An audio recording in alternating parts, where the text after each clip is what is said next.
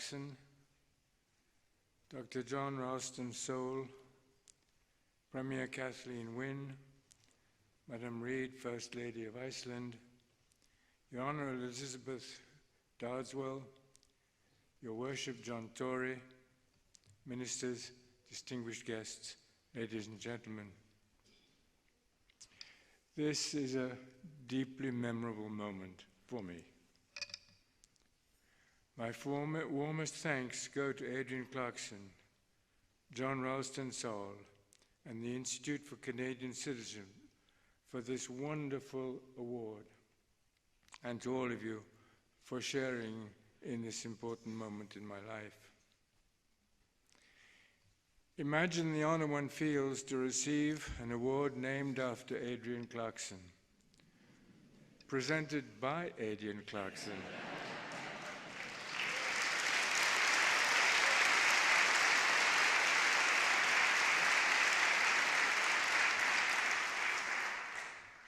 And dedicated to the ideals of which Adrienne Clarkson is such a leading example.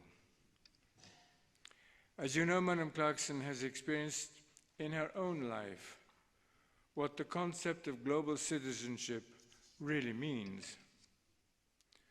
Arriving as a 2-year-old refugee from outside Canada, she became a Canadian citizen in the fullest and best sense.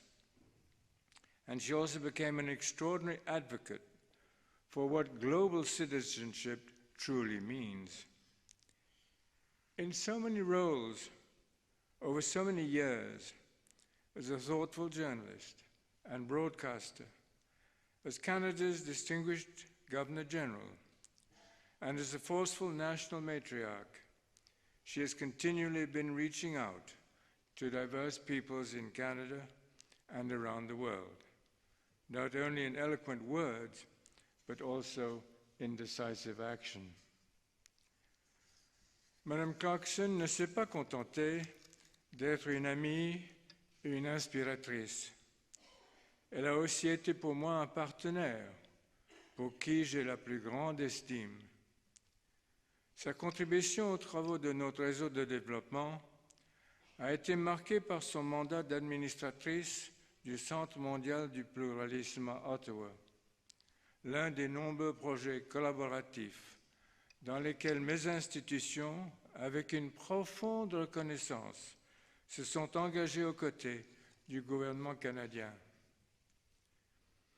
One might say that to receive an award for global citizenship from Adrienne Clarkson is a bit like receiving an Excellence in Hockey award from Wayne Gretzky.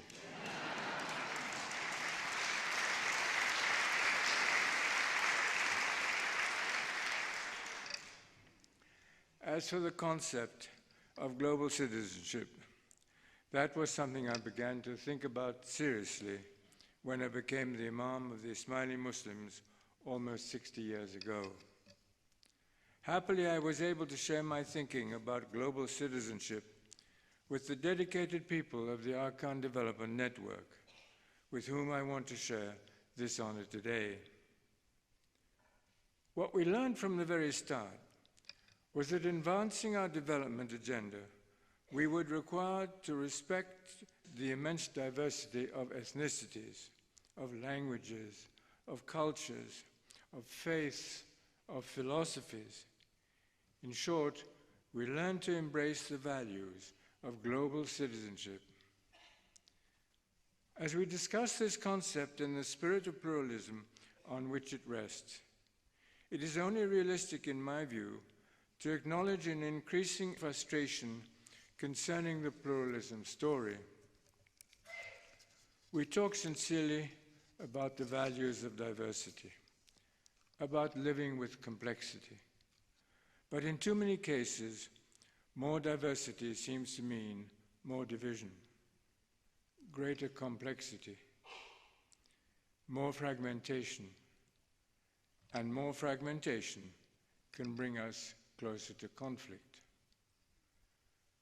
The stakes seem to be getting higher as time goes by, but so do the obstacles. And that is why I will focus my brief remarks today on the continuing challenges to the ideals of global citizenship.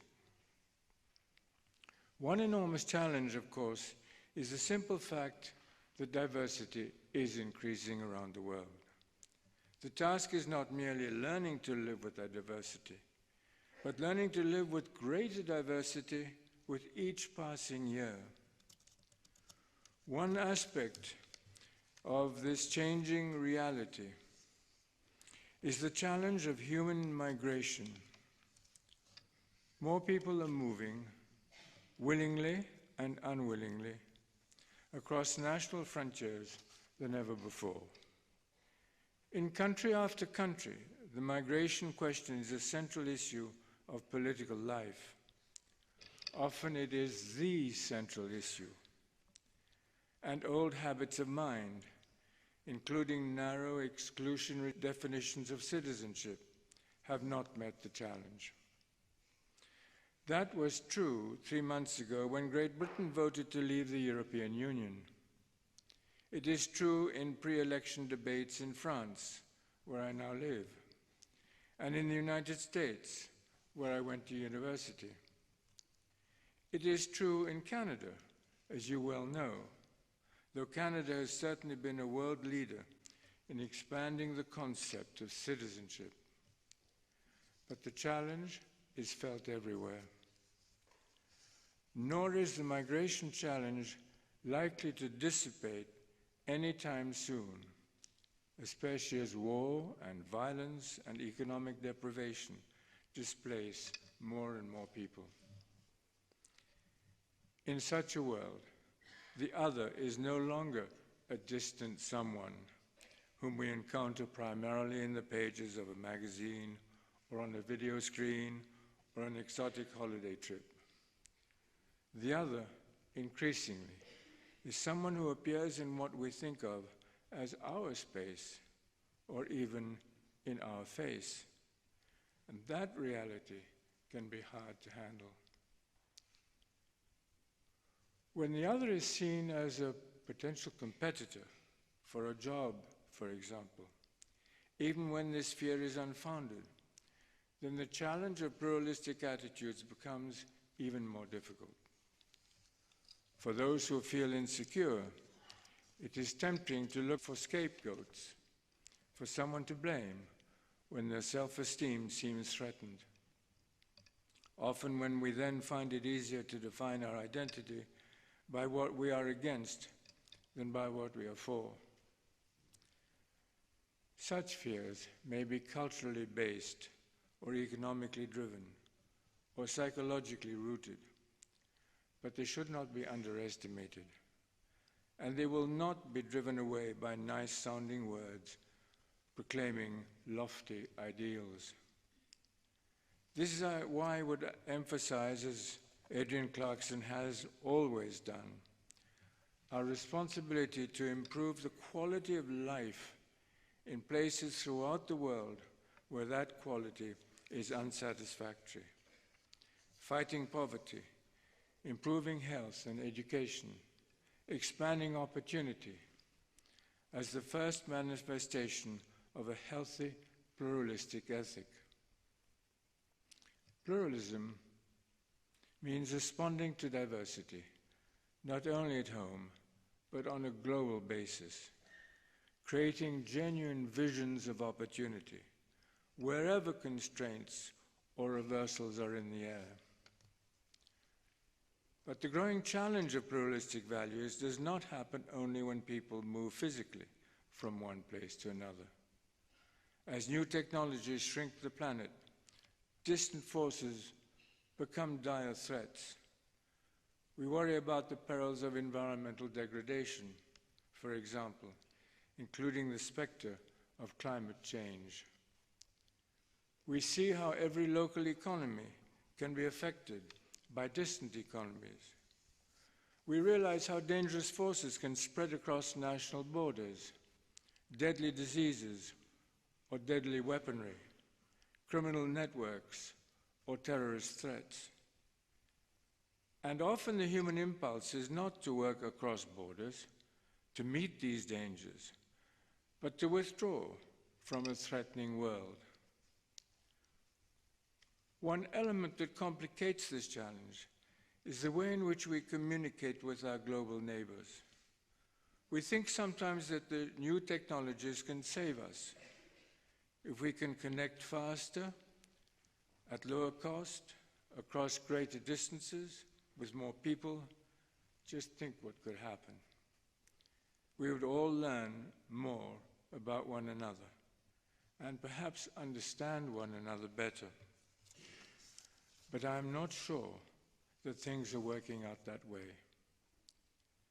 The explosion of available information often means less focus on relevant information and even a surfeit of misinformation. Thoughtful leadership often gives way to noisy chatter.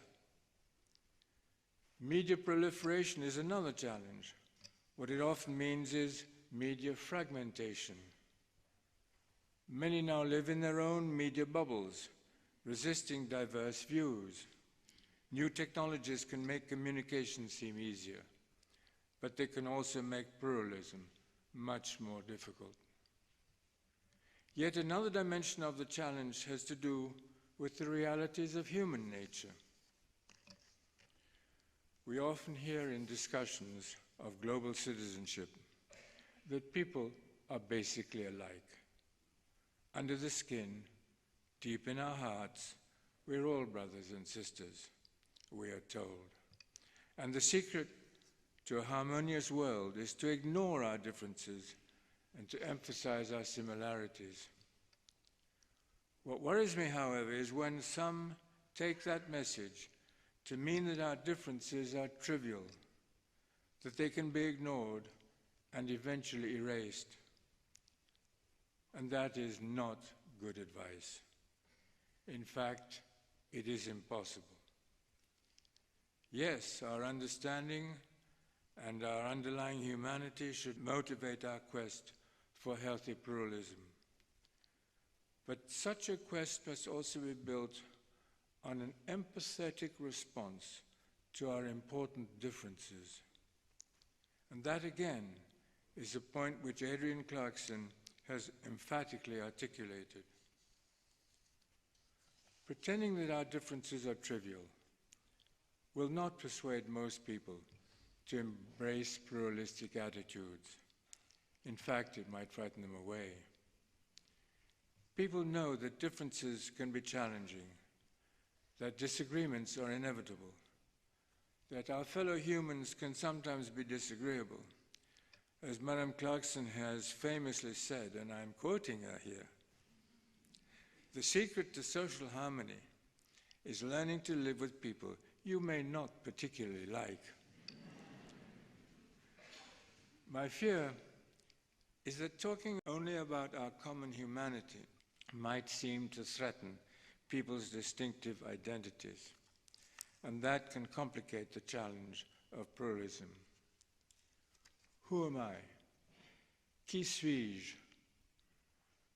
We all must pose that question.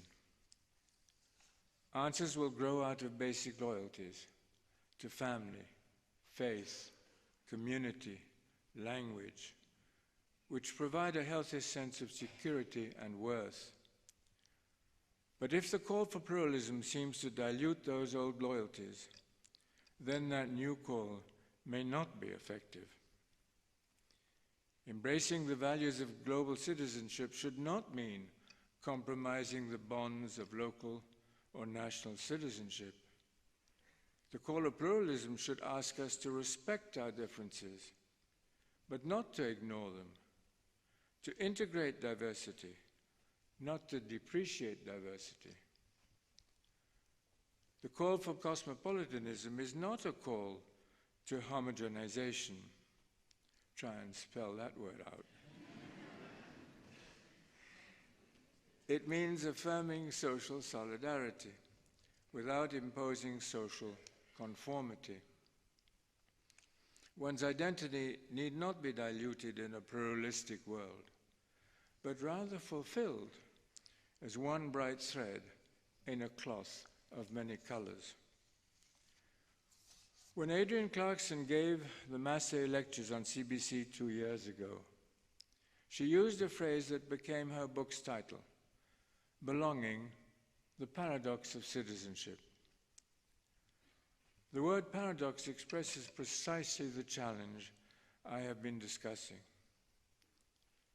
Perhaps the key to resolving the paradox of citizenship is to think about layers of overlapping identity. After all, one can honor a variety of loyalties to a faith, an ethnicity, a language, a nation, a city, a profession, a school, even to a sports team. I'm thinking of ice hockey. One might share some of these identities with some people and other identities with others. My own religious community identifies proudly as Ismaili Muslims, with our specific interpretation of Islamic faith and history. But we also feel a sense of belonging with the whole of the Muslim world, what we call the Ummah. Within the Ummah, the diversity of identities is immense, greater than most people realize. Differences based on language, on history, on nationhood, ethnicity, and a variety of local affiliations. But at the same time, I observe a growing sense within the Ummah of a meaningful global bond. When the question of human identity is seen in this context, then diversity itself can be seen as a gift. Diversity is not a reason to put up walls, but rather to open windows. It is not a burden, it is a blessing. In the end, of course, we must realize that living with diversity is a challenging process. We are wrong to think it will be easy. The work of pluralism is always a work in progress. Some of that work will be done in our schools. What I have called the cosmopolitan ethic is not something that we are born with. It is something that must be learnt. Similarly, the Institute for Canadian Citizenship, under the inspirational leadership of Adrienne Clarkson and John Ralston Saul, has been working to give people who are new to Canada a sense of belonging. But this process does not simply take care of itself. It requires planning, it requires persistence, and ever-fresh thinking. It is a work that is never finished. Finally, advancing the cause of global citizenship is not only a matter of building healthy, diversified societies, but also of maintaining them. Inevitably, new challenges will arise. Canada's Chief Justice, the Right Honourable Beverly McLaughlin, spoke of such challenges last year when she delivered the annual lecture for our Global Centre of Pluralism. She spoke of how a cosmopolitan society needed continually to sort out the balance between healthy diversity and social cohesion. To do that well, she said, required a respect for human dignity, strong legal institutions, and a pluralistic institutional environment. For me, the latter strength implies a broadly diversified civil society, a healthy array of private organizations that are dedicated to public purposes. For pluralism to thrive will require the successful integration of diverse institutions and diverse leadership. These are just a few thoughts as I look to the future of global citizenship. The challenges in sum will be many and continuing. What will they require of us? A short list might include these strengths: a vital sense of balance, an abundant capacity for compromise, more than a little sense of patience, an appropriate degree of humility, a good measure of forgiveness, and, of course, a genuine welcoming of human difference. It will mean hard work. It will never be completed, but no work will be more important. Thank you.